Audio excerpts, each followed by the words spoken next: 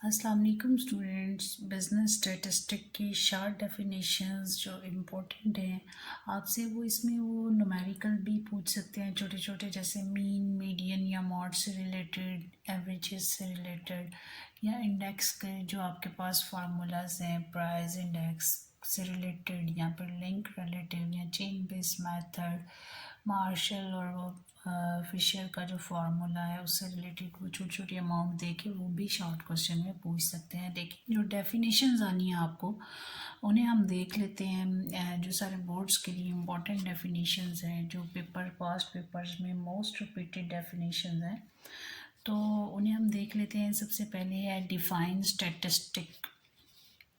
तो स्टैटिस्टिक की आपने डेफिनेशन लिखनी है, बड़ी आसान सी छोटी सी डेफिनेशन है, आपके पास ये मौजूद होगी, आप उसे अच्छे से तैयार कर लें।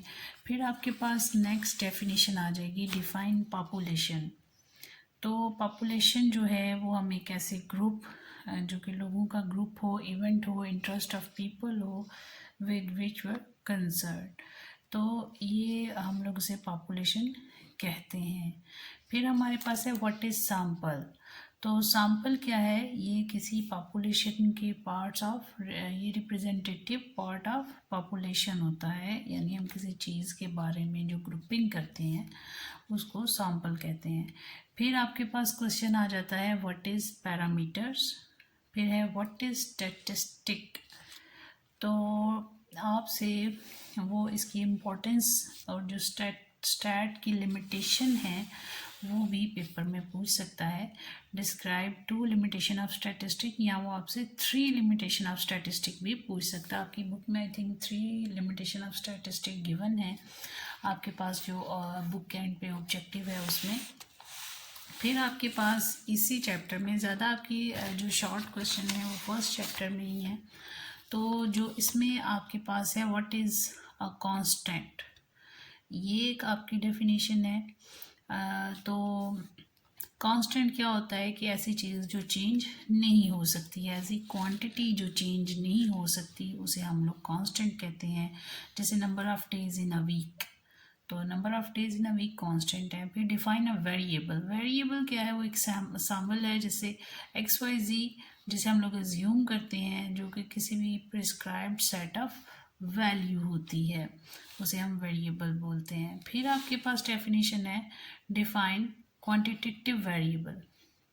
क्वांटिटेटिव वेरिएबल कौन सा होता है, जिसे हम न्यूमेरिकली मेजर कर सकते हैं, which can be made numerically is called quantitative variable. फिर आपके पास आता है define qualitative variable with example. तो क्वालिटेटिव वेरिएबल क्या होता है, जिसे हम लोग मेजर नहीं कर सकते न्यूमेरिकली। जैसे किसी की हम लोग कोई तारीफ़ कर रहे होते हैं, किसी को क्वालिटी बता रहे होते हैं, तो वो न्यूमेरिकली मेजरेबल नहीं होती है। तो which can not be measured numerically is known as qualitative variable. तो एग्जांपल क्या होगी, किसी का आई कलर है, किसी का रिलीजन है, ब्यूटी है, एजुकेशनल लेवल एट्सेट्रा। तो किसी की जो है वो स्किल्स हैं, इंटेलिजेंस लेवल है। तो इसके बाद आपके पास आता है define discrete variable given given example. इसकी भी हमने एक एग्जांपल देनी है। तो डिस्क्रीट वेरिएबल कौन सा वेरिएबल है जिसे हम थ्योरेटिकली अज्यूम नहीं कर सकते हैं, दो नंबर्स के दरमियान हम उसे थ्योरेटिकली अज्यूम नहीं कर सकते। जैसे number of accident in a month, number of children in a family, number of student in a class, तो ये डिस्क्रीट वेरिएबल है। फिर आपके पास क्वेश्चन है व्हाट इज डाटा। तो number record as a result of counting और measuring और कॉल्ड डाटा। फिर प्राइमरी डाटा और सेकेंडरी डाटा, इसका वो आपसे डिफरेंस भी पूछ सकता है। प्राइमरी डाटा कौन सा होता है, जो ओरिजिनल डाटा होता है, जिसके ऊपर पहले काम नहीं किया गया होता, ऐसा डाटा जो फर्स्ट टाइम कलेक्ट किया जा रहा होता है, उसे प्राइमरी बोलते हैं। सेकेंडरी डाटा वो डाटा होता है जिसे हम स्टेटिस्टिकल जो ट्रीटमेंट्स होते हैं उनके लिए यूज़ करते हैं। एक दफ़ा उसमें से वो गुजर चुका होता है और वो पहले कलेक्ट हो चुका होता है और उसके ऊपर काम भी हो चुका होता है, उसे हम सेकेंडरी डाटा बोलते हैं। फिर आपके पास next define the term classification, ये भी बड़ी इंपॉर्टेंट डेफिनेशन है आपके पास। तो इसमें क्लासिफिकेशन की आपने डेफिनेशन लिख देनी है। फिर बेटा नेक्स्ट जो आपके पास इसकी डेफिनेशन आ जाती है वो आपके पास आएगी, what is type of tabulation. तो ये जनरल पर्पस टेबल होता है और स्पेसिफाइड पर्पस टेबल, इन टेबल्स की वो कितनी टाइप्स हैं उसके बारे में आपसे सवाल आ जाएगा। फिर आपके पास क्वेश्चन आ जाएगा फ्रीक्वेंसी डिस्ट्रीब्यूशन, ये क्वेश्चन अच्छे तरीके से देखिएगा। फिर क्लास लिमिट, ये छोटी छोटी डेफिनेशंस हैं, इनको अच्छे तरीके से तैयार कर लें क्योंकि पहले चैप्टर में से ही आपकी ज़्यादा डेफिनेशंस आ रही हैं और आपका जो आपका डायग्राम्स वाला चैप्टर है उसमें से आपकी ज़्यादा डेफिनेशन आती हैं। तो इसमें आपके पास है what are the class boundaries, ये भी इम्पोर्टेंट क्वेश्चन है। फिर आपके पास class mark and mid point, ये आपके पास इम्पोर्टेंट है। क्लास मार्क की क्लास फ्रीक्वेंसी को जस्ट एक दफ़ा देख लें, ये नहीं इतनी वो इम्पोर्टेंट, क्लास जो फ्रीक्वेंसी डिस्ट्रीब्यूशन है वो इम्पोर्टेंट है। तो ये क्लास मार्क और क्लास जो मिड पॉइंट है इसको देख लें। The average value of the lower and upper class limit or class boundaries is called class mark or mid point. तो what is the class interval और क्लास विथ, ये भी इम्पोर्टेंट है। उसके बाद आपके पास सेकंड चैप्टर जो है वो डायग्रामेटिक एंड ग्राफिक रिप्रेजेंटेशन है, उसमें डिफाइन चार्ट्स। तो जो उसमें सबसे पहले आपकी डेफिनेशन है व्हाट इज़ चार्ट, या वो डिफाइन चार्ट भी पूछ सकता है, उसकी टाइप्स पूछ सकता है। जैसे सिंपल बार चार्ट है, मल्टीपल बार चार्ट है, इनकी अलग अलग से डेफिनेशन भी पूछ सकता है। फिर what is the pi diagram और चार्ट, ये भी मोस्ट इम्पॉर्टेंट डेफिनेशन है। ये फार्मूला जो है वो आपसे पूछता है पेपर में, ये भी काफ़ी दफ़ा रिपीट हुआ है, what is the formula use to obtain the sector wise degree of angles, तो ये बड़ा इम्पॉर्टेंट है।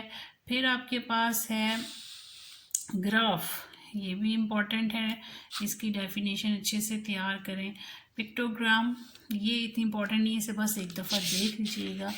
इसमें जो आपकी ज़्यादा इम्पॉर्टेंट डेफिनेशन है, जो ज़्यादा रिपीटेड डेफिनेशन है, वो हिस्टोग्राम की डेफिनेशन है, जो ज़्यादा दफ़ा रिपीट हुई है, या उसका डिफरेंस जो है हिस्टोग्राम का जो है वो आपके पास बार क्वेश्चन में पूछा गया है। तो एक आपका क्वेश्चन है फ्रीक्वेंसी पॉलीगॉन, इसे बस एक दफ़ा देख लीजिएगा। फिर बेटा आपका है मेजर ऑफ सेंट्रल टेंडेंसी का चैप्टर, तो इसमें व्हाट इज़ स्टैटिस्टिकल एवरेजेस, ये इम्पॉर्टेंट है। फिर आपके पास है what is important type of averages, तो इम्पॉर्टेंट टाइप कौन सी हैं, arithmetic mean, geometric mean, harmonic mean और मीडियन और मॉड।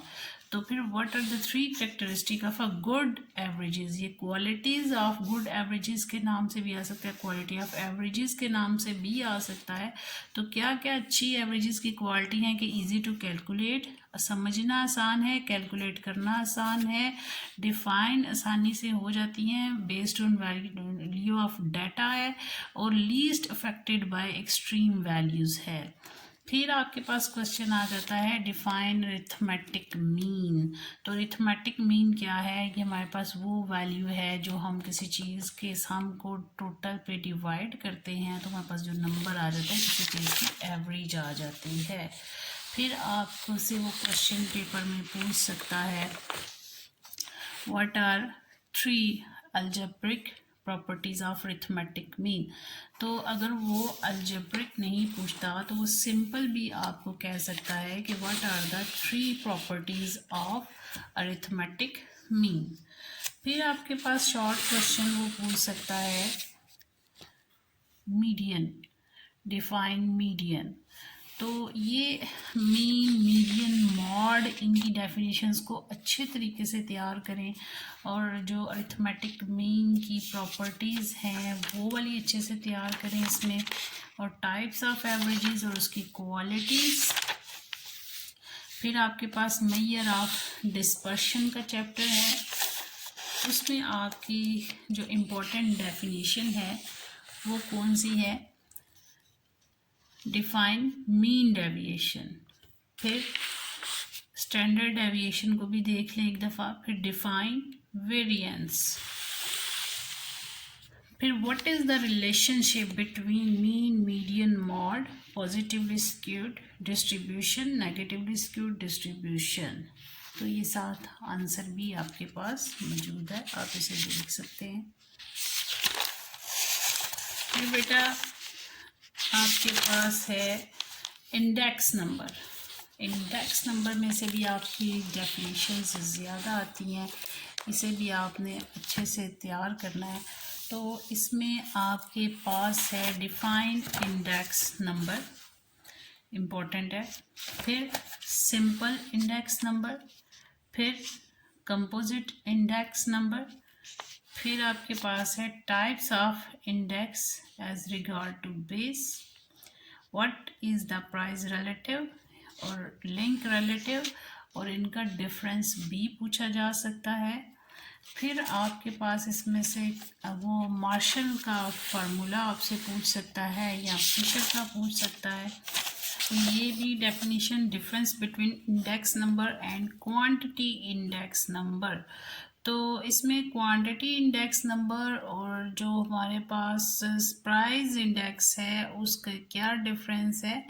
तो प्राइस इंडेक्स में ये बात होती है कि चेंज शो करता है होल सेल और retail price of a particular commodity और a group of commodity, while quantity index number shows the change in the value और क्वांटिटी, यानी ये उसकी क्वांटिटी में जो चेंज आता है उसको शो कर रहा था कि कितनी क्वांटिटी कंज्यूम्ड हो चुकी है, जबकि प्राइस इंडेक्स चीज़ की कीमत के बारे में बता रहा होता है, उसकी रिटेल प्राइस के बारे में बता रहा होता है, ग्रुप कमोडिटी जो होती है उसकी प्राइस के बारे में बता रहा होता है। फिर आपसे डिफरेंस पूछा जा सकता है सिंपल एंड कंपोजिट इंडेक्स। तो सिंपल इंडेक्स जो है वो सिंपल कमोडिटी या वेरिएबल के लिए कंप्यूट किया जाता है, जबकि कंपोजिट जो होता है वो कंप्यूट किया जाता है एक या एक से ज़्यादा कमोडिटीज़ और वेरिएबल्स के लिए, तो इसलिए से हम कंपोजिट इंडेक्स बोलते हैं। फिर आपके पास क्वेश्चन आ सकता है कि प्राइस रिलेटिव और लिंक रिलेटिव का डिफरेंस, वो मैंने आपको पहले भी बता दिया। फिर उसकी 3 यूजेस ऑफ इंडेक्स नंबर। तो 3 यूजेस कौन कौन से हो सकते हैं, good guide for making policies for the future, measure the relative change और पल्स ऑफ इकोनॉमी। तो ये इसके यूजेस हैं। फिर आपके पास क्वेश्चन है डिफाइन चेन इंडाइसिस, ठीक है। और जो मोस्ट इम्पॉर्टेंट क्वेश्चन है आपके पास, एक तो name the source of index number, फिर आपके पास है व्हाट इज बेस पीरियड। तो इट इज़ द ईयर और period to which all other are compared, या फिर हम ये भी कह सकते हैं it is a period that is taken as the basis for the comparison. तो ये वाली आपको ज़्यादा इजी लग रही होगी, आप इसको याद कर लें। इसकी 2 तरीके हैं, 2 मेथड हैं जिनसे हम लोगों ने इसे सॉल्व करना होता है। एक चेन बेस्ड मेथड है और एक आपका कौन सा मेथड है, सेकंड आपके पास इसका फिक्स्ड बेस मेथड है। तो आपके पास इसके 2 मेथड हैं, जो बेस पीरियड होता है, एक चेन बेस मेथड है और एक फिक्स्ड बेस मेथड है। तो नेक्स्ट चैप्टर में प्रोबेबिलिटी में आपने जो शॉर्ट क्वेश्चन करना है, what is the difference between permutation and combination, ये करना है। एक टर्म ट्रायल करना है, जिसमें इसका मतलब होता है कि जब हम कोई एक्सपेरिमेंट परफॉर्म कर रहे होते हैं तो उसे ट्रायल बोला जाता है। Define the term random experiment, what is the sample space, what is an event, define sample point, और what is the impossible event. फिर आपके पास है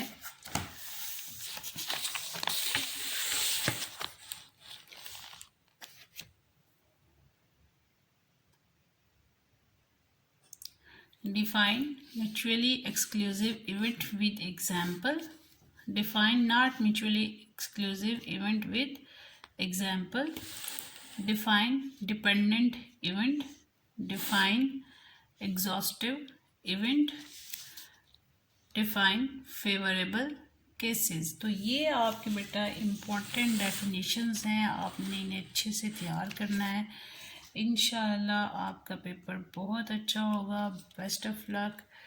और कुछ बच्चों का पेपर सेकंड टाइम है, तो जो है मज़ीद इससे रिलेटेड वीडियो अपलोड करने की कोशिश करूँगी।